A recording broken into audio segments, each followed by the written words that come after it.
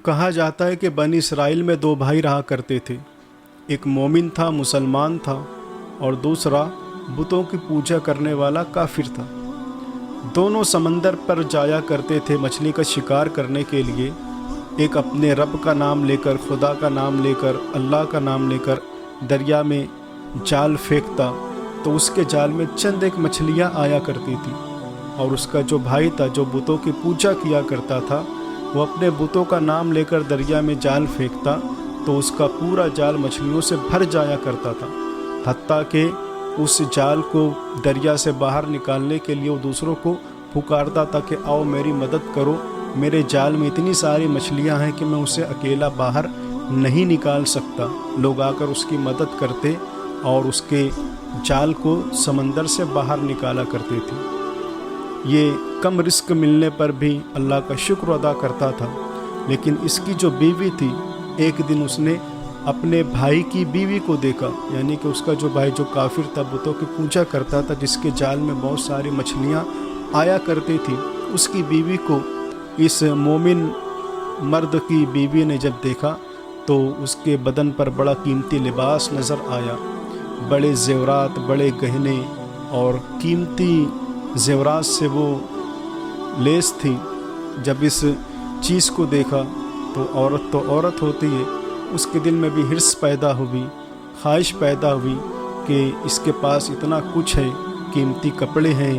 اور اعلیٰ سے اعلیٰ زیورات ہیں، لیکن میرے پاس کچھ بھی نہیں ہے۔ جب یہ حرص اس میں پیدا ہوئی تو شیطان نے اسے بہکایا اور اس بات پر اسے ورگلایا کہ جب تیرا شوہر تیرے گھر پر آئے گا تو اسے یہ کہنا کہ تیرا بھائی جس خدا کی عبادت کرتا ہے، تیرا بھائی جن بتوں کی پوجا کرتا ہے، تو بھی انہی کی پوجا کر، تو بھی انہی کو اپنا خدا مان۔ اگر تو انہیں اپنا خدا مان لے گا تو جس طریقے سے تیرے بھائی کے جال میں بہت ساری مچھلیاں آتی ہے، جس کی وجہ سے اسے ڈھیر سارا روپیہ پیسہ ملتا ہے، تو تیرے پاس بھی ڈھیر سارا روپیہ پیسہ آئے گا، مال و زر آئے گا، اور تو امیر ہو جائے گا۔ جب تو امیر ہو جائے گا تو تو اپنے گھر کو اچھے سے چلا سکے گا، تیری بیوی کے ہر سوال کو تو پورا کر سکے گا۔ یہ بات اس کی بیوی کے دل میں پیدا ہوئی اور شیطان نے اسے اس بات کو پر ورگلایا، اور یہ ساری باتیں اس کے دل و دماغ کے اندر شیطان نے پیدا کی۔ اب یہ بالکل نروس ہو کر، اداس ہو کر، چہرے کا رنگ اڑا ہوا ہے، بال بکھرے ہوئے ہیں، اس طریقے سے گھر میں بیٹھی تھی۔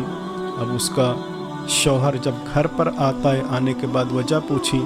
کہ کیا بات ہے، کیوں یہ حال بنا رکھا ہے، تو بیوی نے کہا کہ تم ایسا کرو کہ تم مجھے طلاق دے دو، اب میں زیادہ دن تمہارے ساتھ نہیں رہنا چاہتی۔ اس نے کہا کہ یہ بیہودہ بات تم بے وجہ کیوں کرتی ہو،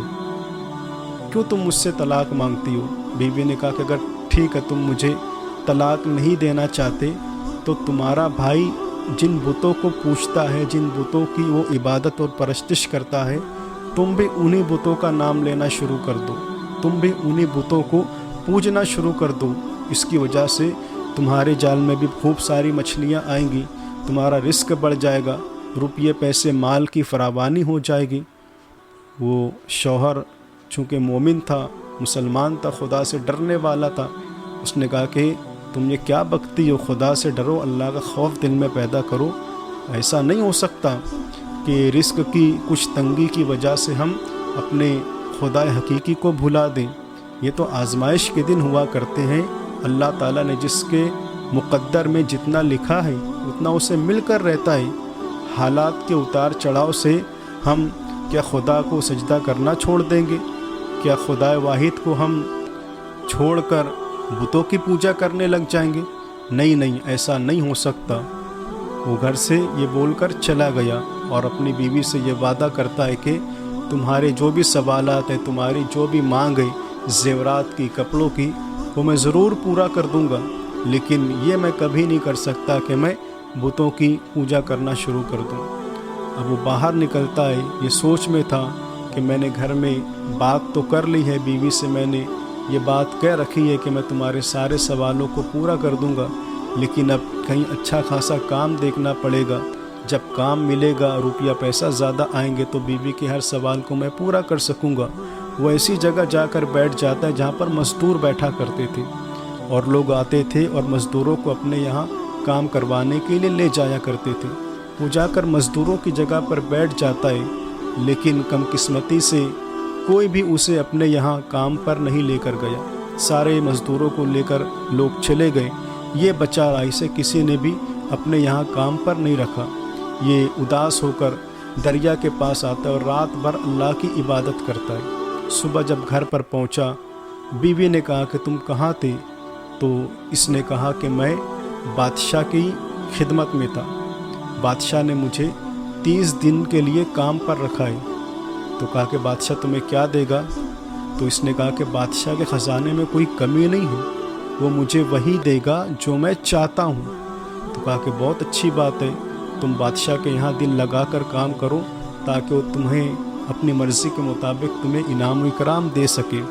اب یہ روز آنا جاتا دریا کے کنارے اور خوب اللہ تعالیٰ کی عبادت کرتا۔ اب اتنے دن نکل گئے، بیوی نے ادھر سے تنگ کرنا شروع کیا کہ اتنے دن نکل گئے، کوئی روپیہ پیسہ گھر میں نظر نہیں آتا، آخر تمہیں پیسہ کب ملے گا؟ ہوتے کرتے پھر بیوی نے یہ کہا کہ اب اگر کل تم بغیر تنخواہ کے بغیر پیسے کے اگر گھر آئے تو یاد رکھنا اس مرتبہ میں تمہاری کوئی بات نہیں سنوں گی، پھر تو تمہیں مجھے طلاق دینا ہی پڑے گا، میں تمہارے نکاح میں پھر اور زیادہ دن نہیں رہ سکوں گی۔ اب یہ باہر نکلا اور ایک یہودی کے یہاں یہ کام کرنے کے لیے چلا گیا۔ یہودی نے اسے 1 دن کے لیے کام پر رکھ لیا۔ اللہ تعالیٰ نے جبریل امین کو حکم دیا کہ اس کے یہاں ڈھیر سارے روپیے پیسے لے جا کر پہنچا دو، اور اس کی بیوی سے کہنا کہ تمہارے شوہر نے 29 دن ہمارے یہاں خدمت کی ہے، ہمارے یہاں کام کیا ہے، حالانکہ ہم نے اسے نوکری سے نہیں نکالا، وہ خود ہمارے یہاں سے چلا گیا، اگر مزید وہ ہمارے یہاں کام کرتا تو اس سے اور زیادہ اس کا بدلہ ہم اسے پہنچا دیتے اور دے دیتے۔ ڈھیر سارا اس کو انعام و اکرام دیا گیا، اور وہ جب چیزیں اس بازار لے کر جاتی ہے اس کی بیوی، تو اس کی قیمت بہت زیادہ لوگوں نے لگائی، بہت قیمتی مانے گئے۔ وہ بہت خوش ہو گئی کہ جب یہ ایک ایک سکے بازار میں اتنی اعلیٰ قیمت کے ہیں تو اتنے سارے کتنے کے ہو جائیں گے، اور مزید اگر اور دنوں تک میرا شوہر بادشاہ کے یہاں کام کرنے کے لیے جاتا رہتا تو اس میں اور بھی اضافہ ہوتا، بہت زیادہ مال و زر ہمیں مل جاتا۔ یہ گھر آئی خوشی خوشی کہ بازار میں تو اس کی بہت اعلیٰ قیمت لگائی جا رہی ہے۔ اب تھکا ہارا وہ شوہر اپنے گھر پر آتا ہے تو بیوی نے کہا کہ تم کہاں تھے، کیوں اتنے تھکے ہارے ہو؟ تو شوہر نے کہا کہ میں ایک یہودی کے یہاں آج کام کرنے کے لیے گیا تھا۔ بیوی نے کہا کہ بیٹھو، پانی پیو اور یہودی کے یہاں کا کام چھوڑو، تم جو بادشاہ کے یہاں خدمت کے لیے جایا کرتے تھے، بادشاہ کا کام کرنے کے لیے، تم وہیں پر جاؤ۔ دیکھو بادشاہ کے یہاں سے ایک شخص آیا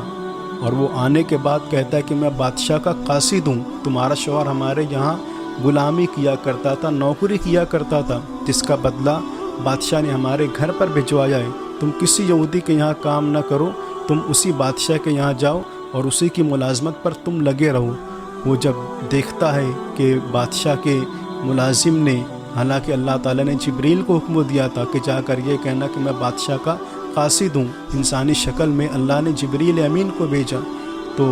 یہ ساری رودات جب اس کی بیوی نے اپنے شوہر کو سنائی تو پھوٹ پھوٹ کر رونے لگا، اور پھر سچے دل سے اس نے توبہ کی، خوب رویا، خوب گڑ گڑایا، اور خدا کی راہ میں ہمیشہ کے لیے وہ نکل جاتا ہے، اور عبادت و ریاضت کرتے کرتے وہ اس کی روح قفس عنصری سے پرواز کر جاتی ہے اور وہ اپنے خدا سے جا ملتا ہے۔